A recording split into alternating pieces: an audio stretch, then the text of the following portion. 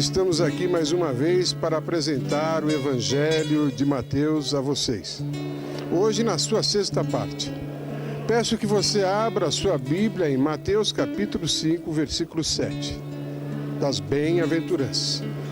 Walter hoje vai ministrar mais uma vez sobre a bem-aventurança, mostrando que o Evangelho de Jesus, acima de tudo, guia a todos nós, os seus discípulos, perante essa vida do dia a dia.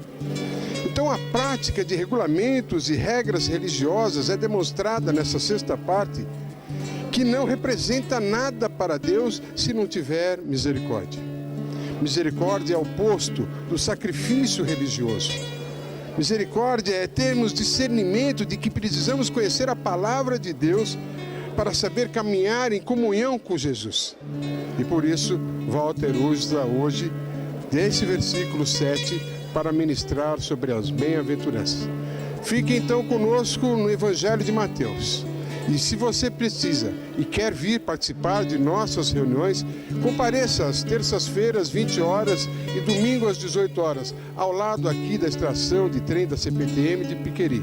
Você será bem-vindo e ouvirá conosco e participará de nossas reuniões.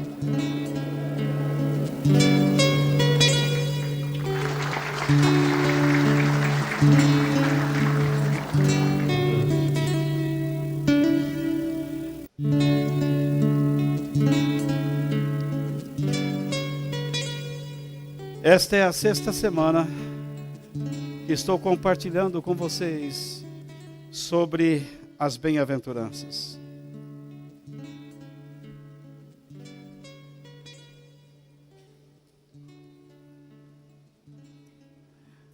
De modo que, nesta noite, quero falar sobre este tema.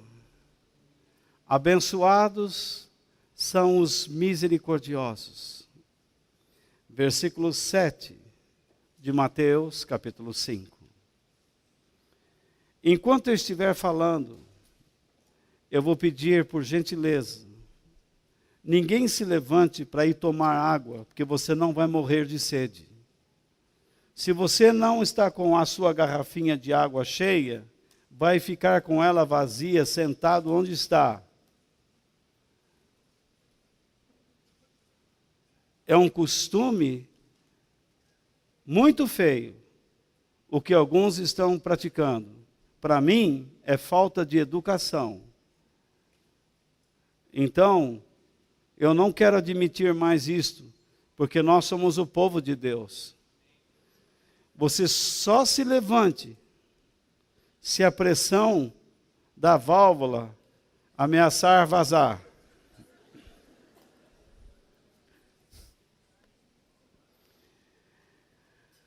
Jesus disse: felizes as pessoas que têm misericórdia dos outros, pois Deus terá misericórdia delas. Vamos ler em voz alta? Felizes as pessoas que têm misericórdia dos outros, pois Deus terá misericórdia delas. Muito bem. Nesse breve tempo que eu tenho para compartilhar tantas coisas, eu gostaria de apresentar algumas questões sobre as quais eu vou basear toda a instrução que Deus me deu nesta semana. Vocês não precisam ficar anotando essas coisas. Vocês têm que anotar o que Deus fala com você. Não tente anotar tudo, porque senão eu tenho que mudar de tela e vocês perdem. Procure entender o assunto. Se Deus fala com você algo, diz: Deus quer que eu faça isso. Deus quer que eu seja isso. é muito mais fácil, a menos que você seja rápido na escrita e entenda depois o garrancho que fez. Como é que uma pessoa se torna misericordiosa? De onde vem a sua misericórdia? Então, eu vou tentar responder essa pergunta. Como nós podemos nos tornar misericordiosos e de onde vem a nossa misericórdia? Segunda questão. O que é misericórdia?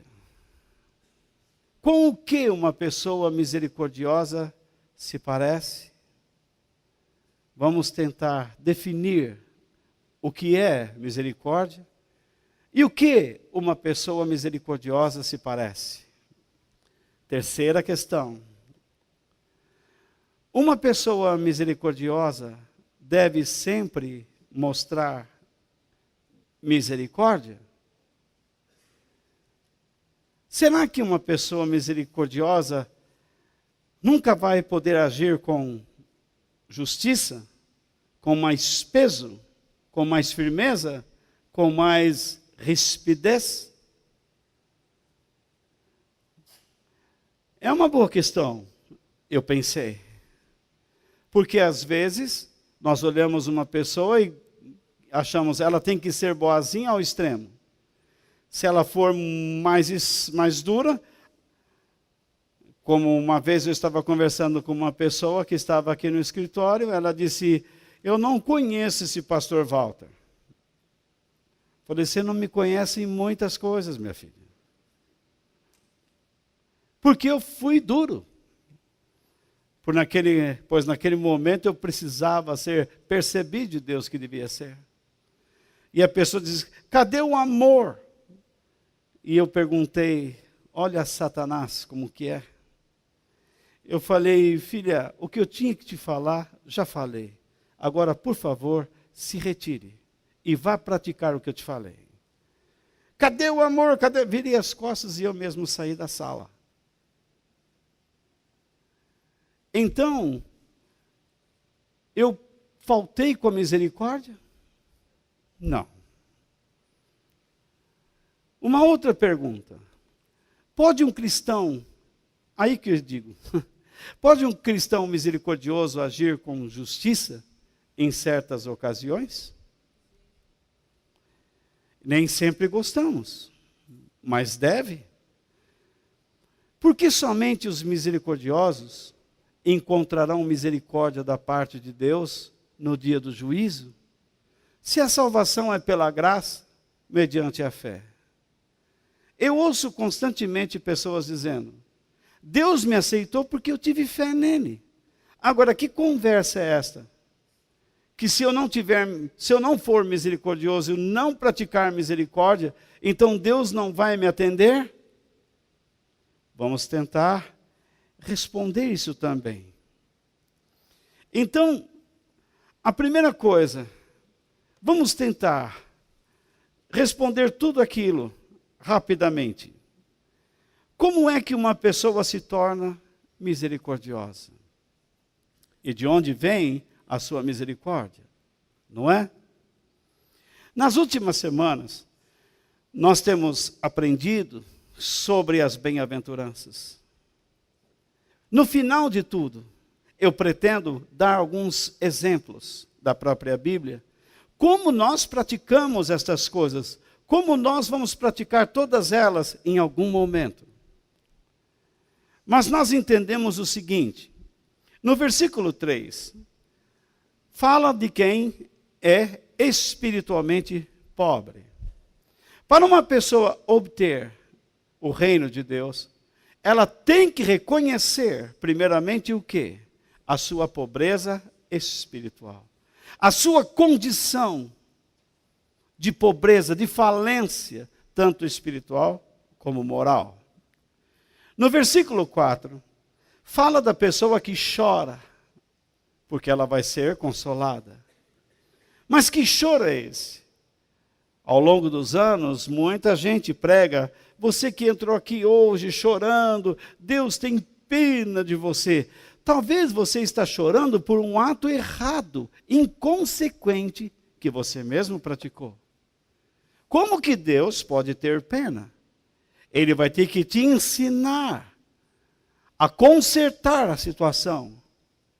E talvez você tenha que voltar às pessoas às quais você foi irresponsável, pedir perdão e acertar para que tenha um relacionamento sadio e parar de chorar. Esta pessoa que chora aqui não é uma pessoa que chora a dor da vida, a perda de alguma coisa, mas é que chora a sua condição. Ela descobre a sua condição espiritual, ela percebe que está em falência espiritual e moral, e ela então diz: Deus, como eu lamento tudo isto. É isto que quer dizer. E então, nós vamos para o versículo 5, que fala de uma pessoa humilde. Em algumas versões mais antigas aparece a palavra manso. Porque é a pessoa que se rende a alguém que está no seu comando, que está comandando sua vida. Eu até citei o exemplo de um animal de sela, que você domina aquele gigante sobre o qual você está sentado. Imagine a força que aquilo tem. E você puxa a rédea para a direita, ele vira para a direita. Você puxa para a esquerda, ele vai para a direita. Você dá umas esporadas, ele arranca, você segura no freio, você mantém a velocidade dele. Ele sabe quando tem que galopar ou trotear, quando tem que parar, você não precisa judiar. O animal aprende que tudo que você faz não é contra ele, mas é a favor dele. Então nós aprendemos que devemos ter fé em Deus e submissão a Ele. Essas três nos levam para uma quarta, que é quando nós então temos fome e sede por uma vida justa. Quando nós queremos aprender a fazer a vontade de Deus, porque queremos cumprir os seus planos. Então, quando nós queremos fazer a vontade de Deus, a primeira atitude é reconhecer a minha pobreza. Como é que eu posso fazer algo tão grande, tão eterno, tão sobrenatural, se eu sou um simples mortal? Como é que Deus me pede para fazer algo tão santo, se eu sou tão pecador?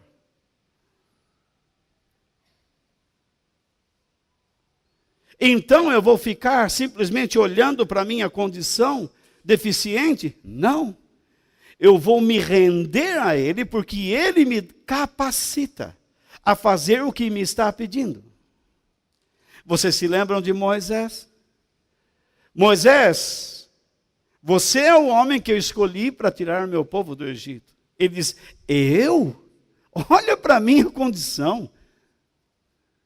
Eu não tenho capacidade nenhuma. Eu nem sei o que dizer. E Deus diz: Moisés, eu fiz o homem, eu fiz a boca do homem. Eu colocarei as minhas palavras na sua boca. Você vá e faça o que eu estou pedindo. Você se lembra de Jeremias? Senhor, o Senhor está pedindo que eu vá falar com o seu povo. Eu não passo de uma criança. E Deus disse: eu colocarei você diante de reis, sacerdotes, pessoas importantes. Eu vou capacitar você. Então nós temos que nos render e procurarmos praticar a vontade de Deus. Mas a vontade de Deus, ela é praticada simplesmente pelas duas próximas bem-aventuranças que vamos aprender. A pessoa misericordiosa e a pessoa, ou das três que iremos, desculpe, não das duas, mas das três próximas que iremos aprender. A vontade de Deus se baseia nestes três princípios: misericórdia, pureza e pacificação. Mas eu vou explicar isso para vocês lá no final.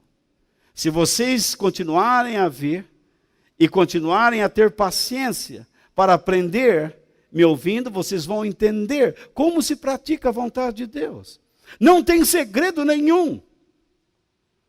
Não existe esta história que precisa ouvir uma voz.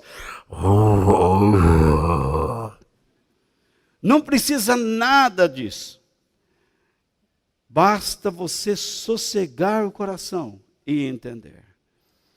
Essas 4 primeiras bem-aventuranças significa que uma pessoa está disposta a morrer para si mesmo. Jesus disse: se você quiser seguir a mim, negue-se a si mesmo, tome a sua cruz e siga-me. Então, quando você reconhece a sua pobreza espiritual, quando você lamenta a sua condição espiritual e moral, quando você então é capaz de se render a Deus e deseja fazer a sua vontade, é porque você está morrendo para si mesmo e revivendo para Deus.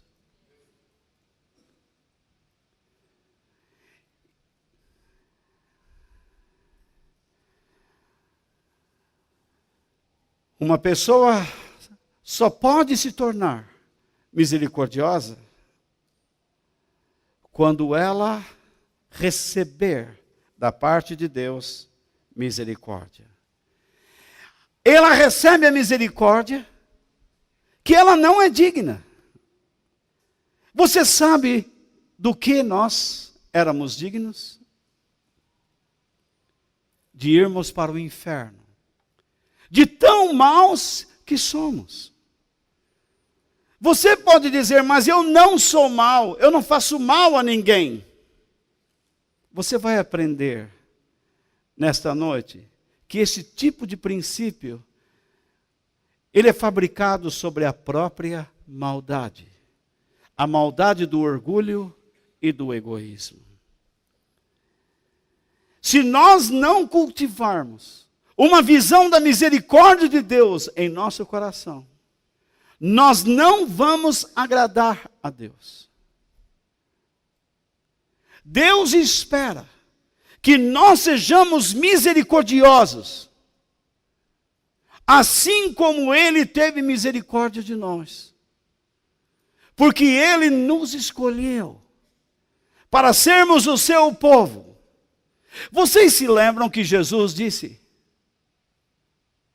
eu vou para o meu Pai, mas vocês farão as obras que eu faço, e farão maiores do que estas. Como nós vamos fazer obras maiores que Jesus? Em quantidade. Porque quando Jesus estava na terra, ele era um homem. Mas agora ele é o Espírito Santo, que é derramado sobre todos nós, para que nós possamos fazer a sua obra em toda a parte. Quantas pessoas nós temos aqui? Quase 1000? Próximos a isto? Não sei. Mas são quase 1000 pessoas realizando as obras de Cristo. Imagine se você levar isto a sério e souber como fazer para não se tornar inconveniente em parte alguma. Imagine o impacto que isso pode causar nas pessoas ao seu redor. Então, como uma pessoa se torna misericordiosa? Quando ela visualiza a misericórdia de Deus e percebe que ele não era digno de ser amado, de ser aceito por Deus, e Deus o aceitou.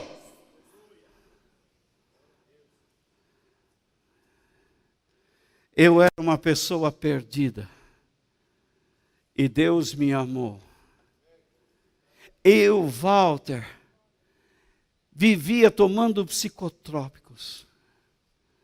Vivia em psicanalista. Porque nada deu certo na minha vida. Eu não tinha família, não tinha nada, meus pais separados. Expliquei a vocês um pouco da minha vida, semana acho que passada, que eu morei em Cortiço e minha mãe não tinha mais condição. Ela tinha que me dar para alguém. Uma família rica queria me adotar, fiquei com eles alguns meses, mas os filhos disseram, nós não queremos esse cara aí, porque ele vai entrar na nossa herança. E então, aí fui eu lá para a roça. Lá foi demais. Ali foi minha vida. Ali eu aprendi a amar a natureza, ver as coisas que Deus fez. Meus tios foram meus pais. Eu agradeço a Deus. Deus tinha um plano na minha vida. Mas depois que fui me tornando cada vez mais mocinho, e tendo que exercer mais responsabilidade, não sei se por algum trauma, alguma coisa que ficou lá dentro, eu não tinha muita estabilidade. Era inseguro, me sentia rejeitado. Medroso. Se eu estava numa festa, eu ficava num canto. Se uma moça olhasse para mim, eu abaixava a cabeça. Tinha medo? A turma falava assim, aquela moça está olhando para você, eu saía correndo. Não é que eu saia correndo, eu me escondia ali, que eu não tinha coragem. Para mim, todo mundo estava me enganando.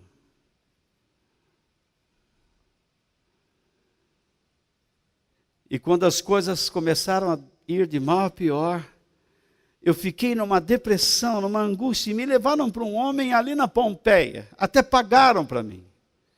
E o homem mandava eu deitar, me cobrir com um cobertor. E colocava um disco lá, uma música de fundo. E ele então dizia, vou contar até 10 e você vai relaxando os músculos. 1, 2. Aí eu tomava aquele remédio, chegava de noite aquele sono. De manhã eu tomava o remédio, de dia aquele sono. Como é que eu podia ir bem?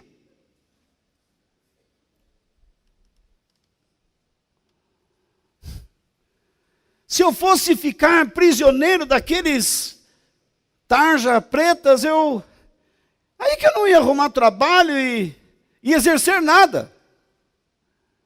Eu precisava de remédio, de um outro remédio. Foi aí que chegou o momento. Eu comecei a pensar que eu precisava estudar religião, essa era a minha vocação. E eu fui à escola, entrei no seminário, não vou aqui falar detalhes, mas eu vi que ali alguma coisa estava errada.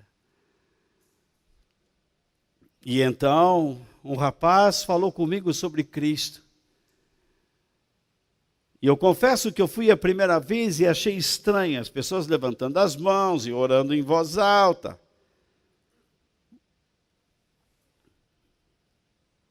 Falei, isso aqui é um bando de louco. Quando eu fui para casa, peguei meu violão, eu fui tocar um violão. De repente começou um número. 1038, 1039, 1038, 1039. E vinha a palavra Bíblia.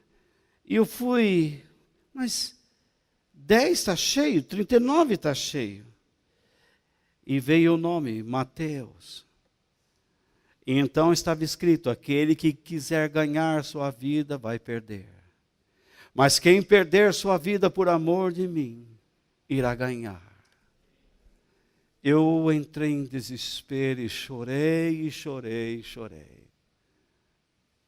Sentado naquela escada, chorava como uma criança, copiosamente. No outro dia eu disse, eu quero voltar àquele lugar. E naquele dia o Senhor pôde falar com o meu coração. Eu quero você. E Ele me fisgou. E eu me entreguei a Ele. E estou procurando me entregar a cada dia a Ele, até os dias de hoje.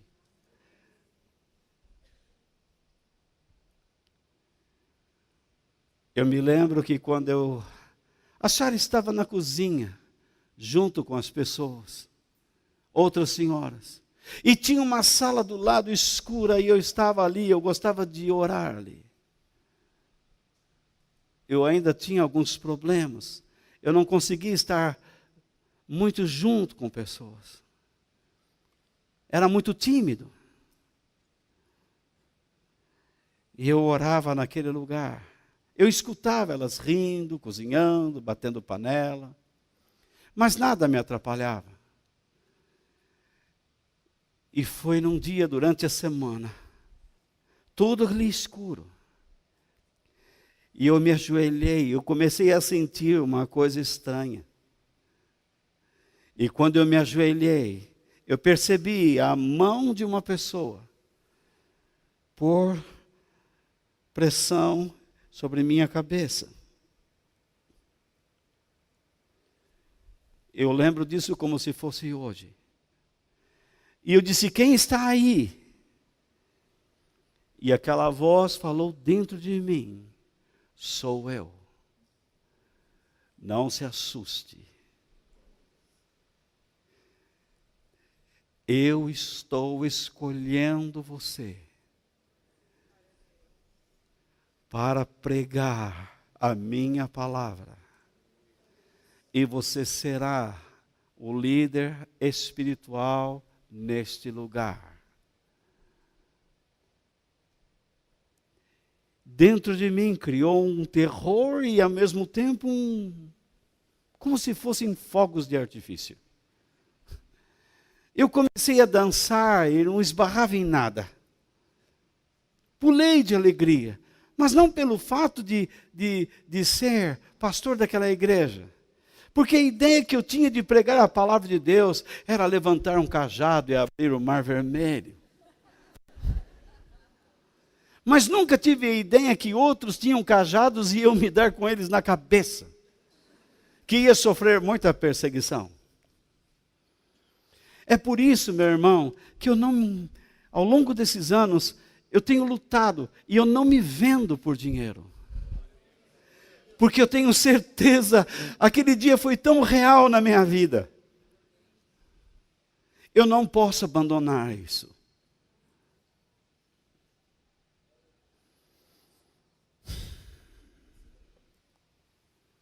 Ao longo desses anos, Deus tem sustentado a minha vida.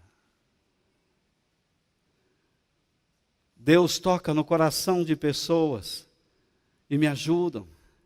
Deus me capacita e eu faço. E eu gostaria muito que você também, ao escutar a minha experiência, acreditasse que Deus faz o mesmo com você.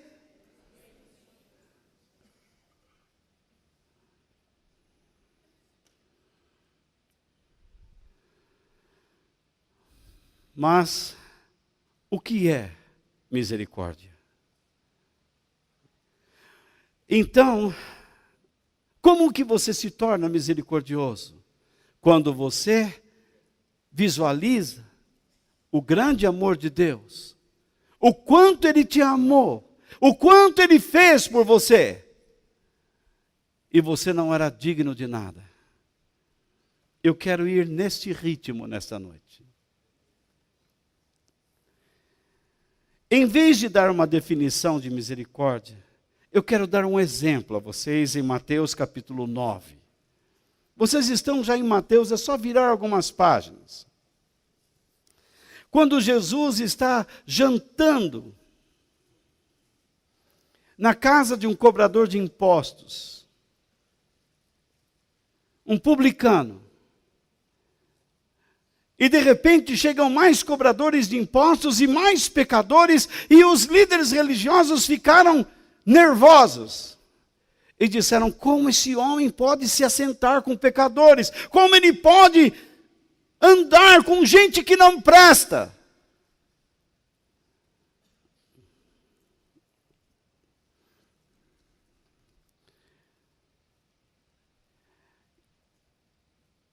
E esse texto nos ensina que a misericórdia é oposta à religião, assim como a religião é oposta à misericórdia. As duas não podem coexistir. Onde existe misericórdia, não existe essa religião formal.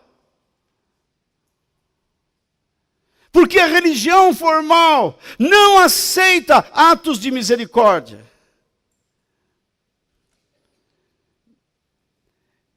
Mas vamos ler.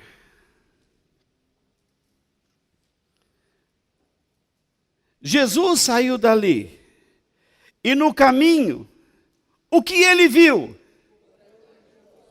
Um cobrador de impostos. Qual era o seu nome?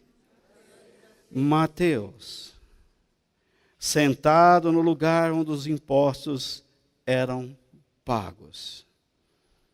Jesus lhe disse o quê? Venha comigo. O que fez Mateus? Mateus se levantou e foi com ele. De modo que ele já ouviu Jesus pregar. Alguma coisa já estava dentro do seu coração. Agora veja só. Mais tarde, enquanto Jesus estava jantando na casa de Mateus, muitos cobradores de impostos e outras pessoas de má fama chegaram e sentaram-se à mesa com Jesus e os seus discípulos. Alguns fariseus viram isso e perguntaram aos discípulos. O que eles perguntaram? Por que é que o mestre de vocês come com os cobradores de impostos e com outras pessoas de má fama? Jesus ouviu a pergunta e respondeu. O que ele respondeu? Os que têm saúde não precisam de médico, mas sim os doentes. Então ele leva estas pessoas às Escrituras Sagradas. Então ele diz: vão e procurem o quê? Sentir ou entender? Entender. O que quer dizer este trecho das Escrituras Sagradas?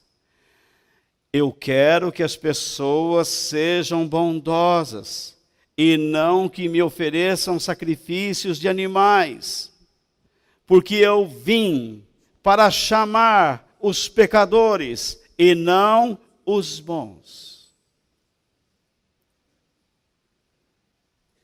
Este texto nos ensina a tomarmos muito cuidado com aqueles que vivem criticando a igreja, por aceitarem pessoas pecadoras em seu meio. Vocês já ouviram pessoas dizer assim: aquela igreja aceita qualquer um? Sim, até você.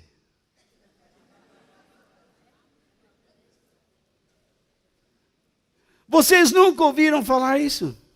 Quem já ouviu falar? Desta igreja eu estou falando. Já ouviram falar? Eu já.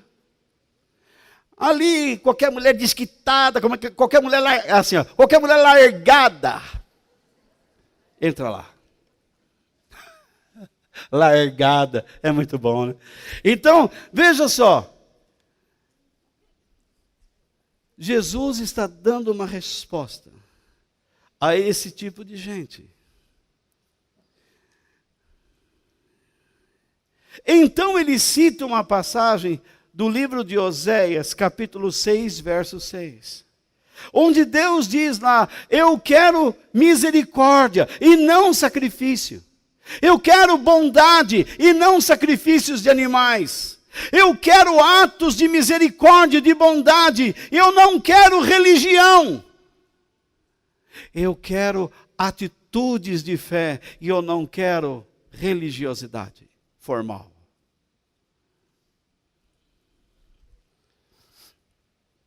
Esse texto é uma resposta para aqueles que transformaram o cristianismo numa religião, cheia de conceitos e preconceitos pessoais.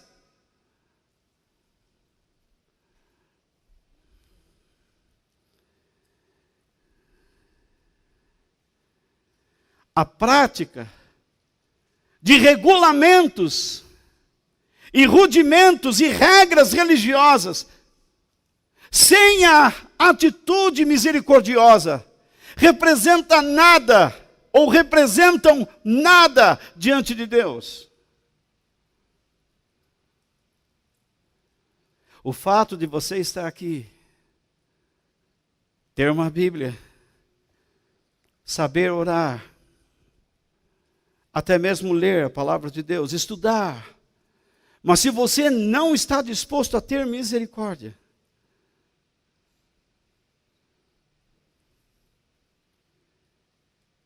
sua vida pouco valor tem perante Deus. Se uma pessoa reconheceu sua pobreza espiritual, porque ele é pobre de espírito, se ele lamenta a sua condição, porque ele então chora. Se ele se rende à soberania de Deus, porque é manso e humilde, porque ele quer fazer a sua vontade, ele tem que entender que a vontade de Deus é baseada sobre a misericórdia. E a misericórdia vai conduzir esta pessoa a dois outros princípios: a ser pacificador e puro de coração, ou puro de coração e pacificador. E estas duas atitudes levarão a esta pessoa a uma outra: suportar sofrimento.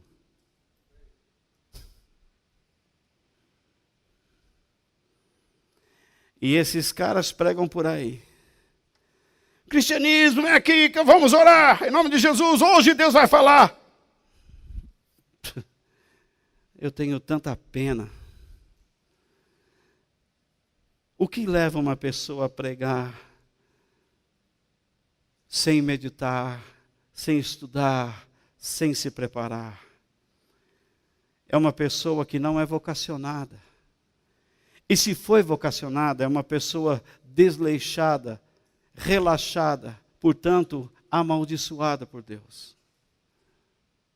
Porque ela é uma pessoa que não ama o povo de Deus. Mas alguém me dirá: mas Walter, tudo isso que você está falando, o pessoal vai guardar? Não.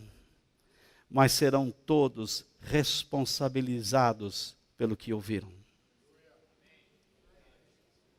Um dia você vai chegar diante de Deus, meu filho, e você não poderá negar o que ouviu.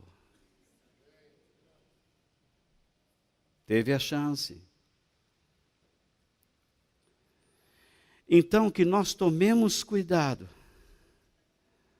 com pessoas que não possuem entendimento da missão da igreja.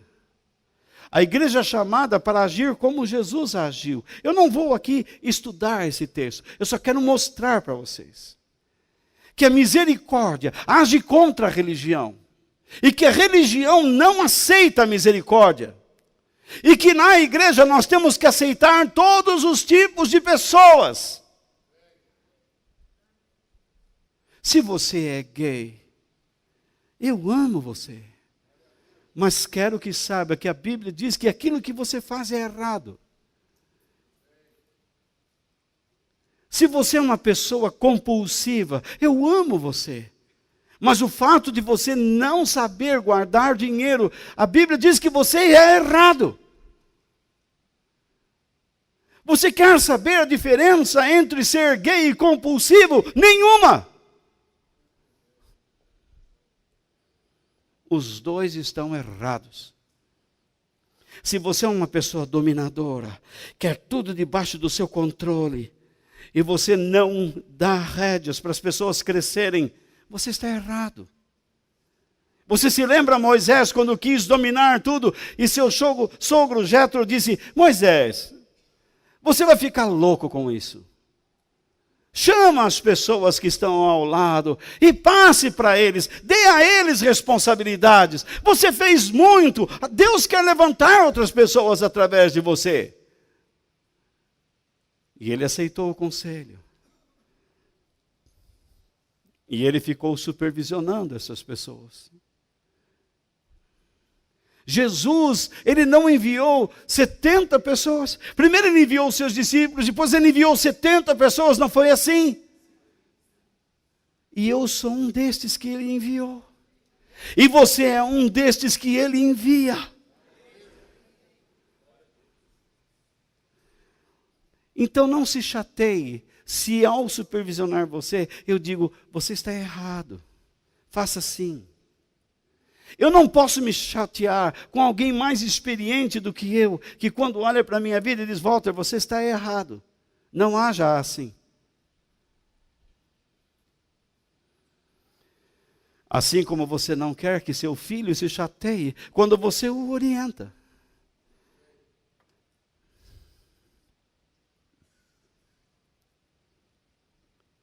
Você tem que entender que a igreja não é um clube social, onde só pessoas que passam pela sua avaliação pessoal podem ingressar. Não existe um sistema de RH aqui. Se você não conseguir colocar a bolinha no quadrado, você pertence à igreja do mesmo jeito. É mais um doido.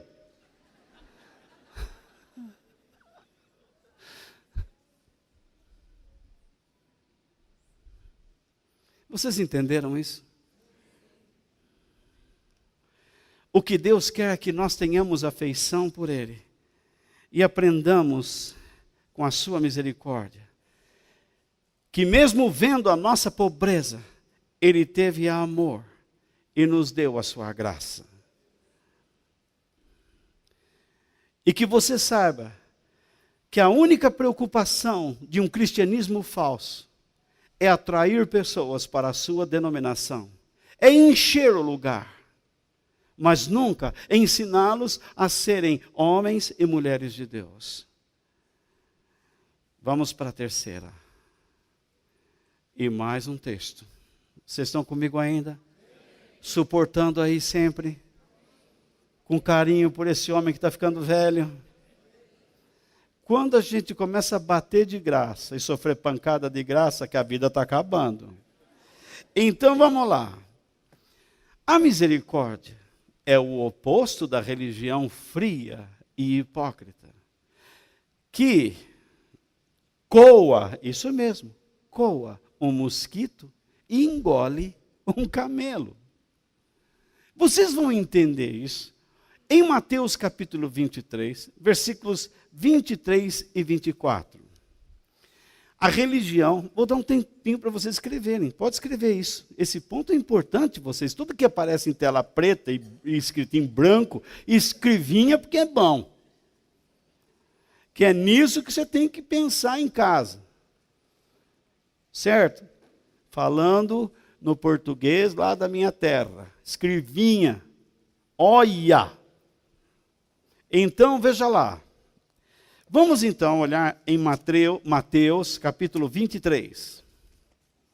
Versículos 23 e 24. O que diz lá? Ai de vocês, mestre da lei e fariseus hipócritas. Jesus está falando com quem? Com professores da religião, líderes religiosos. Ele diz para eles: você é um hipócrita. O O que eles podiam pensar de Jesus? Quem é esse jovem arrogante? Quem ele pensa que é? Eu já ouvi aqui de algumas pessoas, quando a gente tenta defender o Evangelho, algumas pessoas dizem assim, mas o Walter é arrogante, só ele é o dono da verdade. Não, eu estou defendendo algo que nem é meu. E vou defender com unhas e dentes. Veja lá. Vocês dão a Deus o quê? A 10ª parte, até mesmo da hortelã. O que é isso? É o dízimo. Naquela época, o dízimo não era oferecido por dinheiro, mas por escambo. Você levava produtos, você produzia, separava 10% e levava para o templo. Correto? E então o templo fazia dinheiro com isso para se manter. Aí, da erva doce e do cominho. Mas, essa conjunção adversativa significa que Jesus vai contrariar alguma coisa. Mas, parece uma buzina, não é? Sempre que aparece um mais, mas, olha para a esquerda e olha para a direita, porque lá vem um trem. Mas,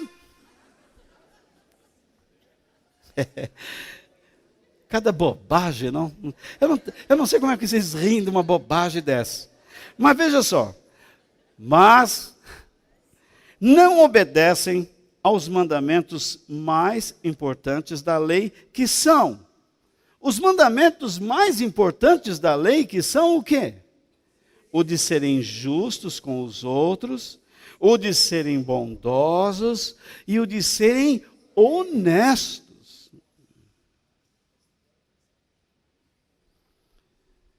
Mas apareceu outro aí. Mais um agora, mais um trem.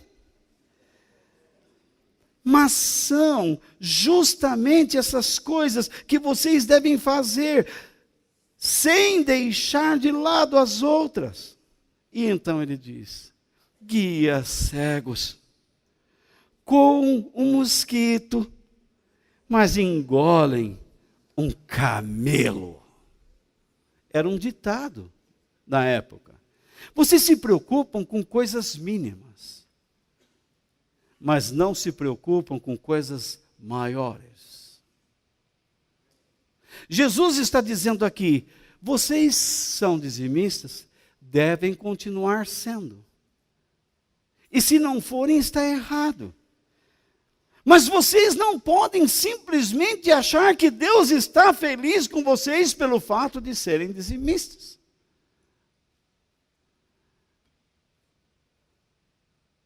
Vocês têm que aprender que ser dizimista é importante, mas existem coisas de maior relevância.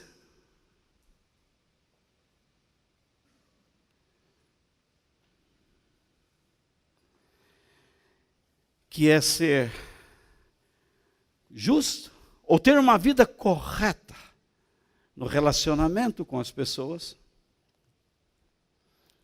Terem misericórdia, bondade, exibir graça, preocupação com alguém. E serem honestos.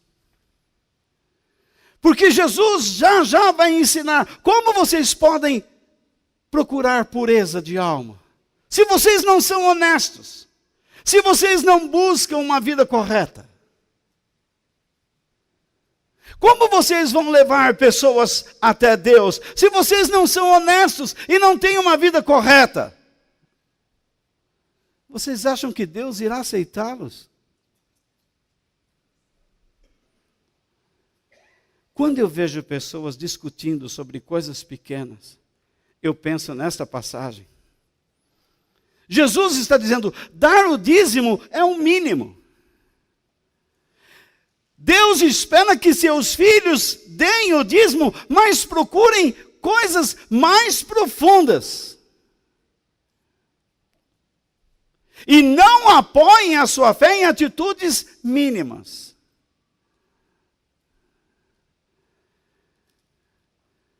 Busquem uma vida de misericórdia, mas não deixem de ser dizimistas. É isso que ele disse. Se você está ajudando a igreja em alguma coisa, eu dei um dinheiro, esquece, não pense que Deus vai ser tão bondoso com você porque você deu uma quantia. Quando eu vejo estes homens pregando e dizendo assim: se você tiver 1.000, entre nesta fila. Se você tiver 5.000 aqui. Deste lado, quem tiver 500, 100, o resto, vamos ver o que Deus vai fazer. Tem cabimento uma coisa dessa? O que este homem está ensinando? Ele não está ensinando nem uma coisa e nem outra.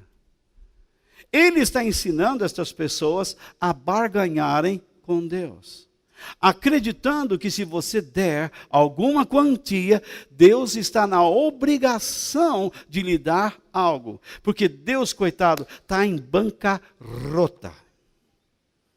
O céu está quebrado. Qual deve ser o partido que está lá?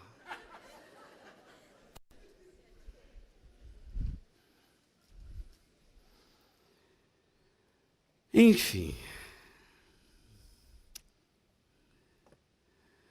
Deus avalia,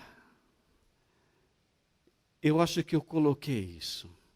Deus avalia a nossa retidão, não apenas por aquilo que damos a Ele, mas também por tudo o que oferecemos ao próximo por meio dele. Vamos ler em voz alta?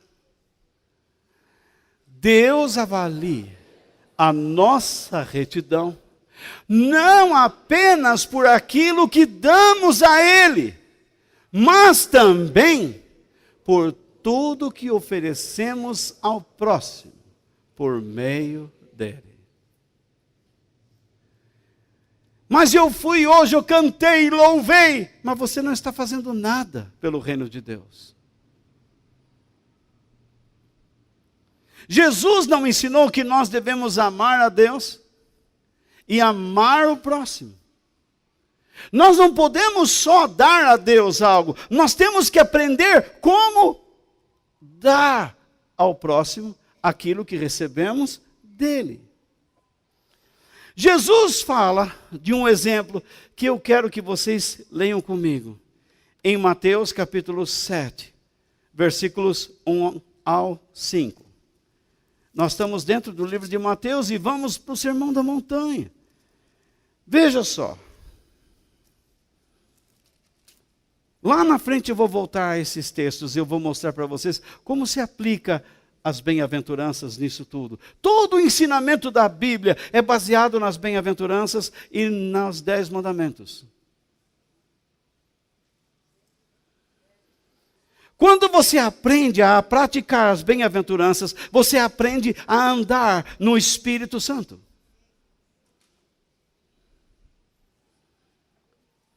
Há pessoas que pensam que andar no Espírito Santo é ver luzes, estrelas, vultos. Eu vi um vulto em cima da televisão. Deve estar pegando fogo no tubo. Não tem mais tubo. Na tomada.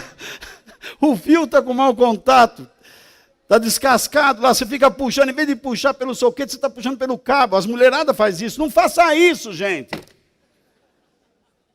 Eu fico louco da vida quando eu vejo uma mulher tirando o fio da tomada, puxando pelo fio assim, ó. Tem uma pecinha desse tamanho que tem 2 pininhos.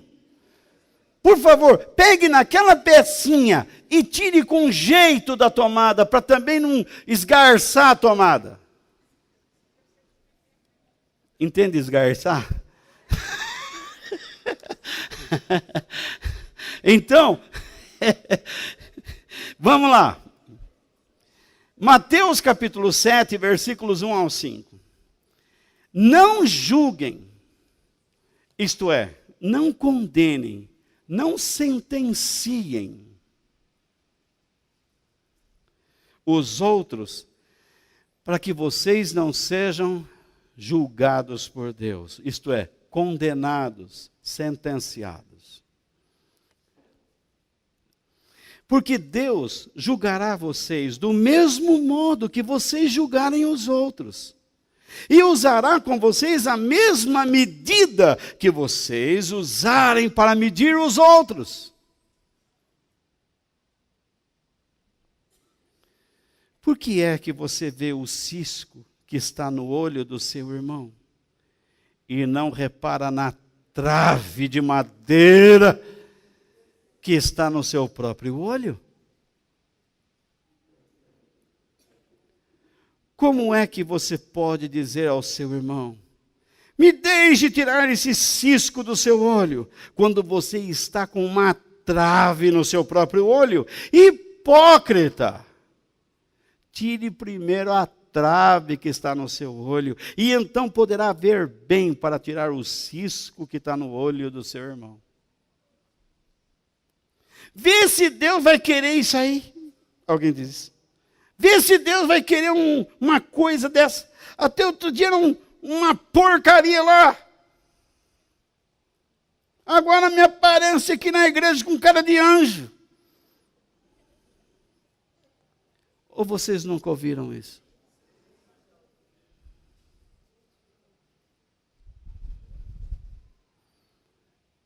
Deus faz coisas tão grandes. Eu tenho um primo que zombava do evangelho. A esposa dele morreu e agora ele casou com uma mulher que é severa na Bíblia. Ele deve estar cortando um 12 agora. Eu preciso visitar ele.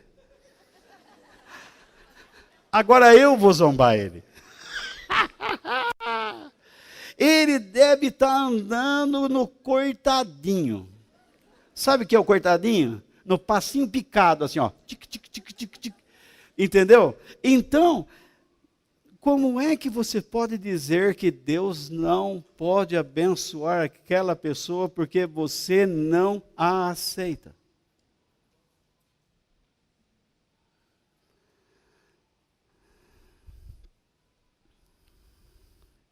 Só para efeito de informação,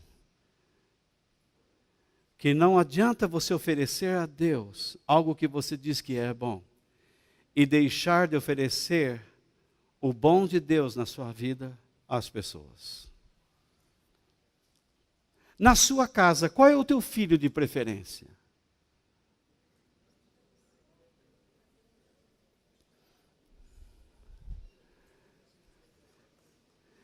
Existe sempre aquele que para mais para te ouvir. Mas o que não te ouve tanto, é com esse que você deve gastar mais tempo.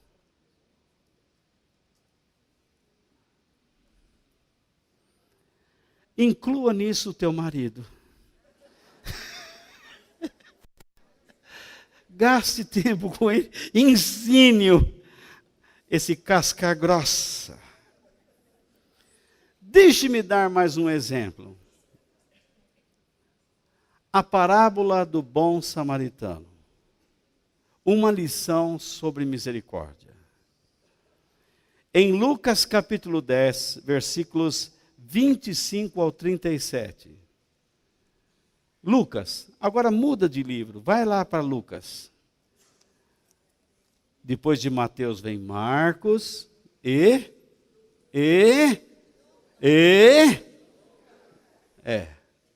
Lucas. Deus está falando com você, meu irmão. Se uma sociedade não aprende isso, não há governo que dê jeito.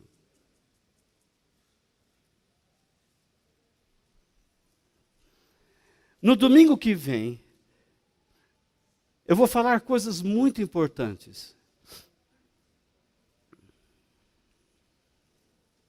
Não quero criar nenhum suspense, porque não há nada que não seja importante que não esteja na Bíblia.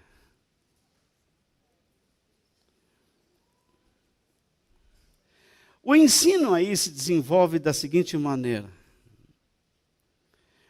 Um líder religioso querendo arrumar alguma prova contra Jesus, para incriminá-lo, pergunta como ele poderia obter misericórdia de Deus para ir para a vida eterna.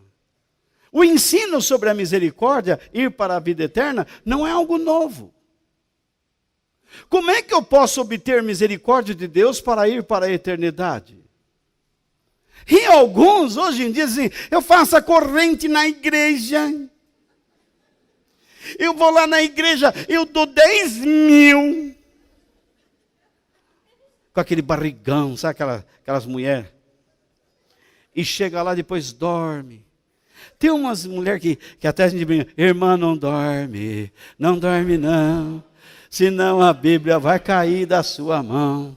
Eu me lembro uma igreja que a mulher sentava assim, bem folgada. Ela ia com um vestidão, então ela sentava e abria as pernas assim, ó. E a saia assim, e aquele calorão, e o ar entrar.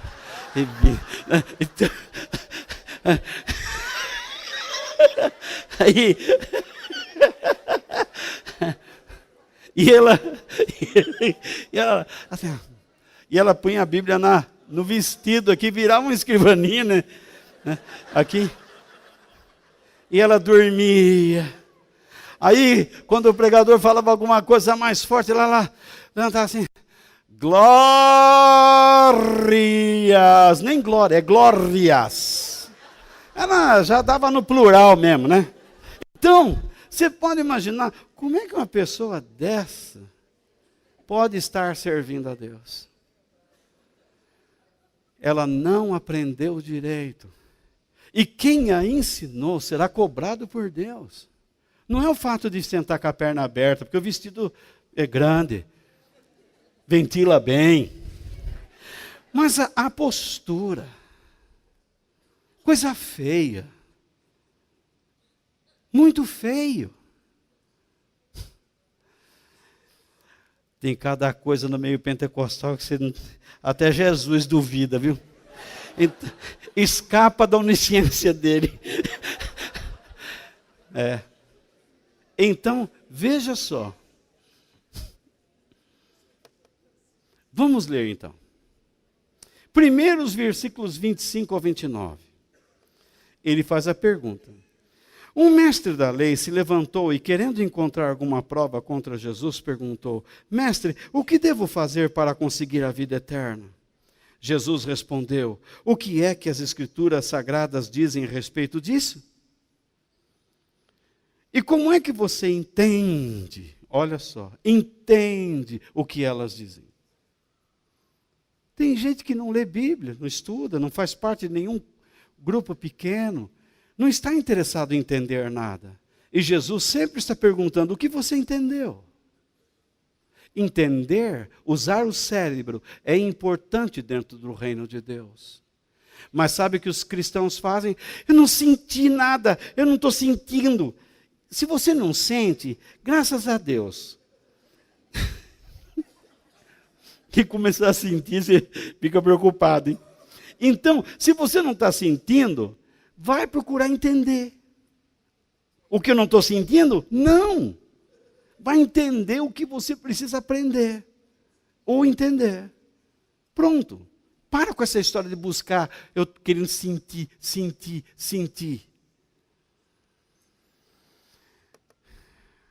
O homem respondeu, ame o Senhor seu Deus com todo o coração, com toda a alma, com todas as forças e com toda a mente. E ame o seu próximo como você ama a você mesmo. E Jesus disse para ele, a sua resposta está certa, disse Jesus. Faça isso e viverá. Porém o mestre da lei, querendo se desculpar, perguntou, mas quem é o meu próximo? Em resposta à sua pergunta agora, quem é o meu próximo? Jesus responde, nos versículos 30 ao 35. Jesus respondeu assim, um homem estava descendo de Jerusalém para Jericó. Sabe aquela estrada que nós pegamos lá, que vai... Lembra lá? Aqueles caminhos ali. Ali era um perigo só. Ali era que nem andar assim na Rua Aurora, em qualquer hora do dia. Um homem estava descendo de Jerusalém para Jericó. No caminho, alguns ladrões o assaltaram, tiraram a sua roupa, bateram nele e o deixaram quase morto. Acontece que um sacerdote estava descendo por aquele mesmo caminho. Quando viu o homem, tratou de passar pelo outro lado da estrada. Quem passou pelo outro lado da estrada? Um sacerdote. Jesus não é fácil, né? Também um levita passou por ali. Olhou, também foi embora pelo outro lado da estrada. Quem é agora o outro? Levita. Quem é um levita? Levita é aquele que cuida das coisas da igreja. Hoje tem um bando de gente que diz que canta, eu sou levita. Você não é levita, mas nem aqui, nem na China. Levita é até aquele que limpa banheiro.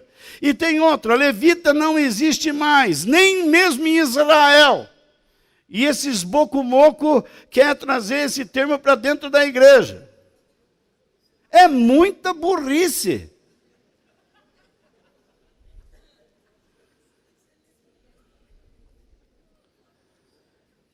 Se você é levita, você não é salvo. Pronto.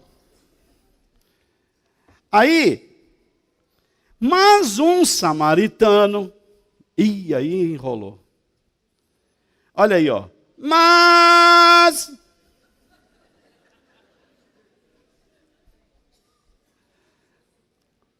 um samaritano passou por ali,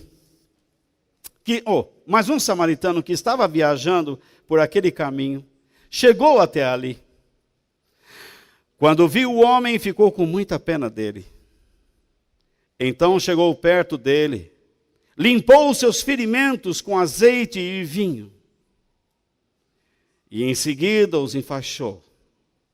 Depois disso, o samaritano colocou-o no seu próprio animal e o levou para uma pensão, onde cuidou dele. No dia seguinte, entregou 2 moedas de prata ao dono da pensão, dizendo: tome conta dele. Quando eu passar por aqui na volta, pagarei o que você gastar a mais com ele. Aqui nós encontramos 3 atitudes.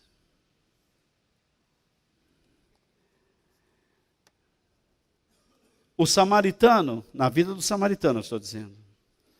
O samaritano, ele viu o homem. Ele viu. Então, a primeira atitude que diz aqui, o que ele teve do homem? Pena. Então, ele teve uma atitude interna. E então, ele fez alguma coisa pelo homem. Então, ele teve uma atitude externa. Então, primeiro, ele vê. Ele toma uma atitude interna. E então ele toma uma atitude externa. Significa o quê? Ele vê aquele homem sofrendo, angustiado. Ele pensa na misericórdia de Deus sobre a sua vida. Ele se coloca no lugar daquele homem. E ele quer fazer alguma coisa por ele. E ele pôde fazer. Ele fez o certo. Só que o que ele fez custou algo. Custou algo do seu tempo. E até mesmo do seu bolso.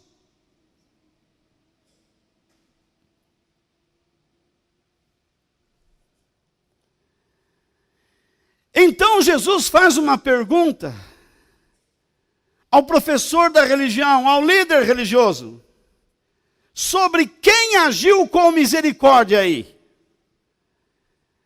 Versículos 36 e 37. Então Jesus perguntou ao mestre da lei, na sua opinião, qual desses 3 foi o próximo do homem assaltado? Aquele que o socorreu, respondeu o mestre da lei. E Jesus disse: pois vá e faça o mesmo. Isto é, vá atrás das pessoas que você rejeita. Vá atrás das pessoas que você odeia. Que a sua tradição odeia. Que a sua religião não admite. E faça o bem a essas pessoas. Se entrar alguém aqui que não pratica as mesmas coisas que praticamos, eu sei que já cansei vocês. Se ele não pratica o que nós praticamos, eu sei que é difícil aceitar isso, mas nós já estamos há um bom tempo, nós temos mais conhecimento. O que nós devemos fazer por esta pessoa? Como nós devemos tratá-la? Com misericórdia. O que adianta nós termos aqui algo chamado igreja, se nós não sabemos perdoar?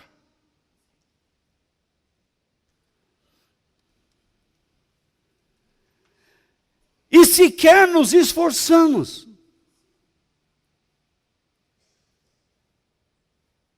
Os judeus odiavam os samaritanos. Repare que na resposta dele, ele não diz o samaritano. Ele diz o quê? Aquele que o socorreu. O ódio é tão grande que ele sequer menciona o samaritano.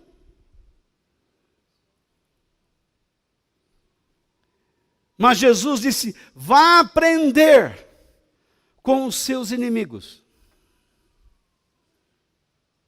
Jesus certa vez disse que o mundo, os filhos do mundo, os filhos do inferno, são mais inteligentes do que os filhos de Deus. Porque nós nos apegamos a um Deus tão grande e nos acomodamos. E achamos que Ele fará todos os milagres que quisermos. Mas isto não é verdade. Deus não vai abençoar sua vida se você for um irresponsável. Se você quer ser uma pessoa misericordiosa, entenda que a vida cristã se baseia sobre relacionamentos sadios. E é sobre a saúde no relacionamento que a vida cristã se baseia e a misericórdia se baseia. Porque a misericórdia nos leva a ter pureza de coração e levar a graça de Deus a outras pessoas. O misericordioso vê constantemente a sua miséria na outra pessoa. Onde você trabalha, onde você estuda, você conversa com gente, você é jovem, você é mais velho, você conversa com pessoas e você vê a qualidade de pensamentos que eles expressam. Você olha e diz: eu era assim. E então você vai começar a orar por aquela pessoa. Até Deus abrir a oportunidade para você compartilhar com ela a graça de Deus, a transformação que Deus fez em sua vida.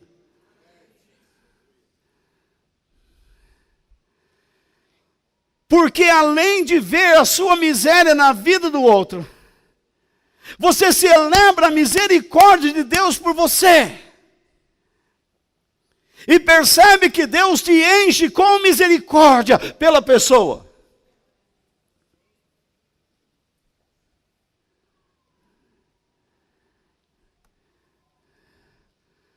Em quinto, a misericórdia não é irresponsável, pois ela anda junta com a justiça. A misericórdia anda junto com a justiça. Por quê? O cristão vive pelo menos em 4 esferas: família, direitos e deveres, governos e suas leis, e a igreja.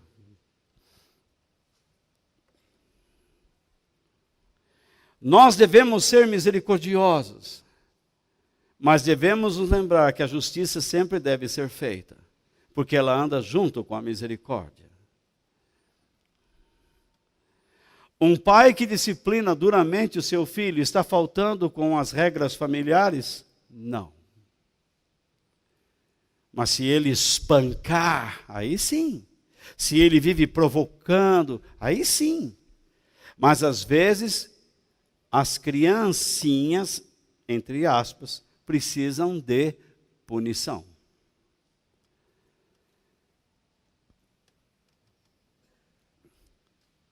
Família assim.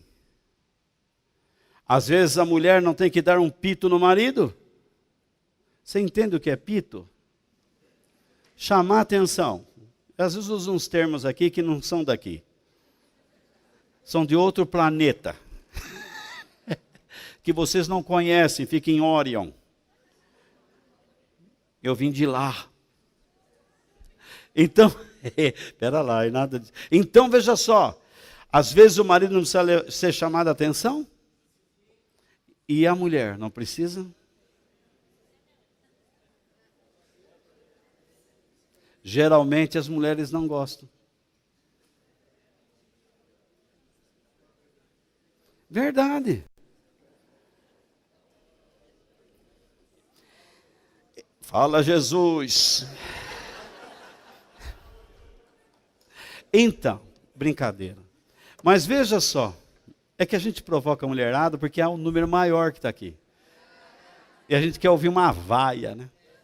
Então veja só, nas questões de direitos e deveres, um empregado irresponsável, ou melhor, voltando ainda para a família, se você dá uma chamada de atenção, ou pune um filho, ou até mesmo o filho chama a atenção dos pais, está errado? Quer dizer, então, se você for mais áspero com alguém para chamar a atenção, é porque faltou com a misericórdia? Bobagem. Direitos e deveres. Um empregado irresponsável, ao ser demitido por um patrão cristão, não pode dizer que esse patrão lhe faltou com a misericórdia. Se você é um irresponsável, se na hora do trabalho você só está lá no WhatsApp,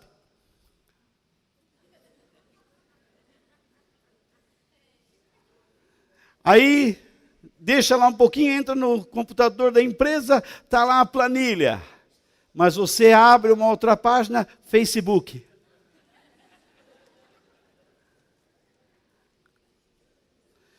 Você acha isso responsável?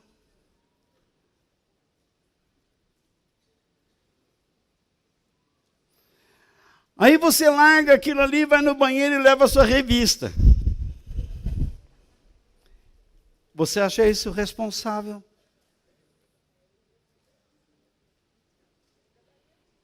Leva o celular também, porque já aproveita uma ligadinha.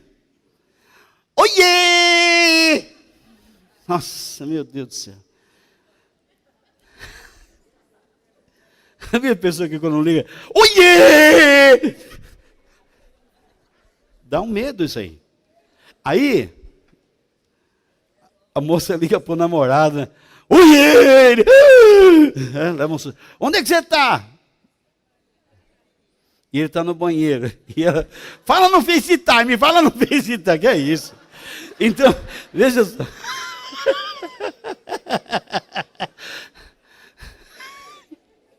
Eu quero ver no IMO, né?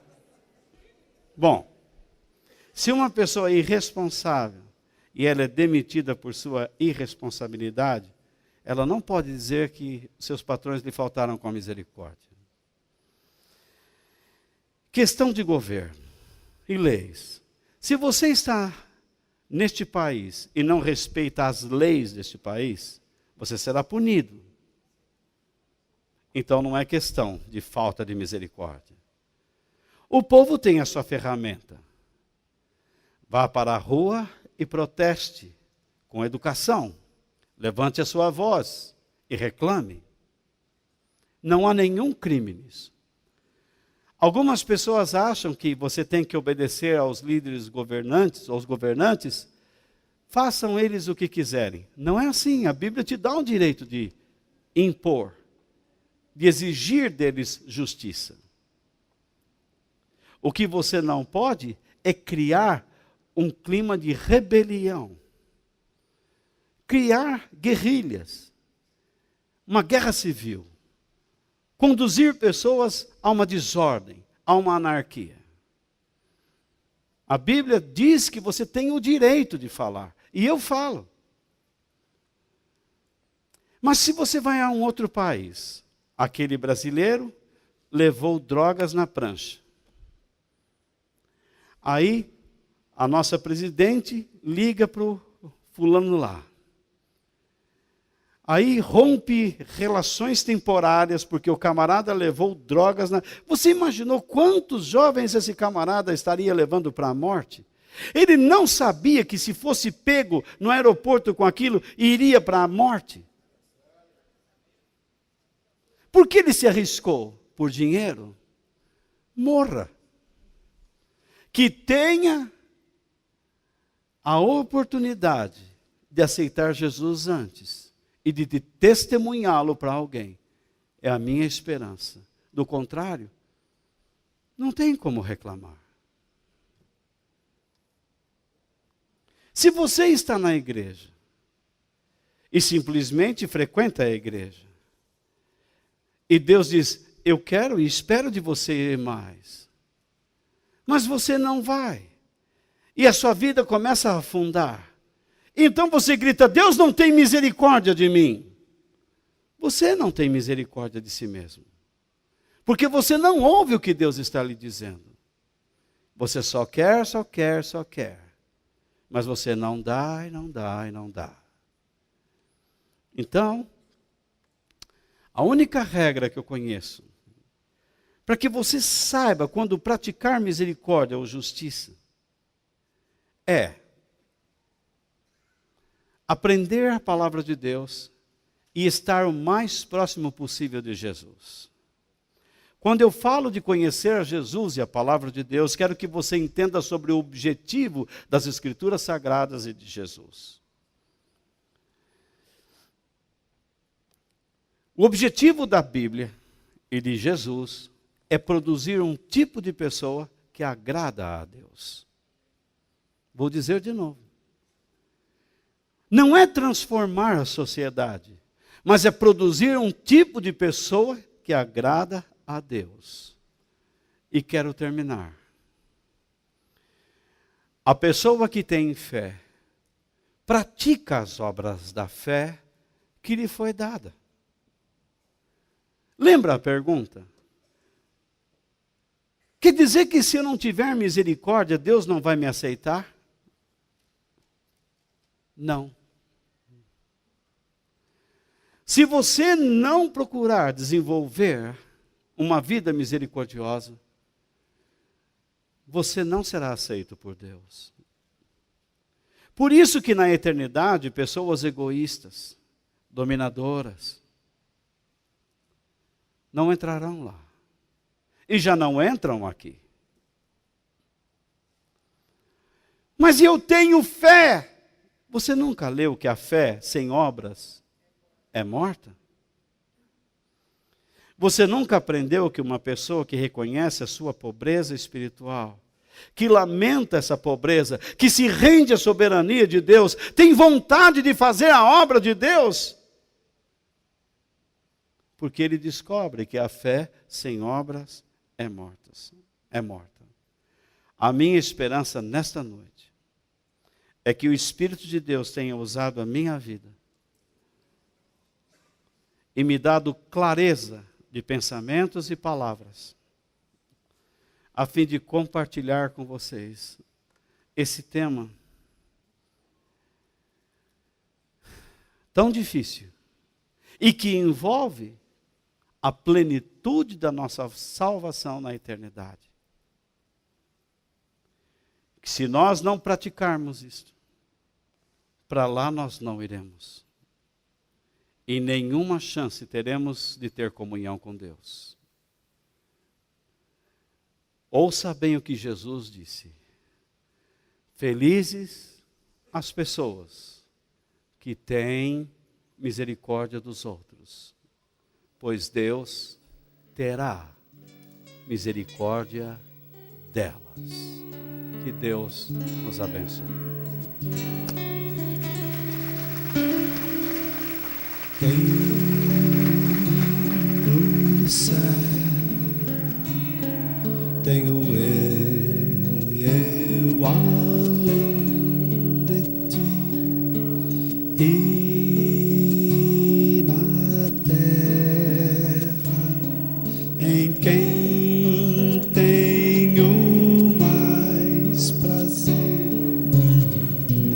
não há outro semelhante a ti, Senhor. És a minha força em meu coração. És a minha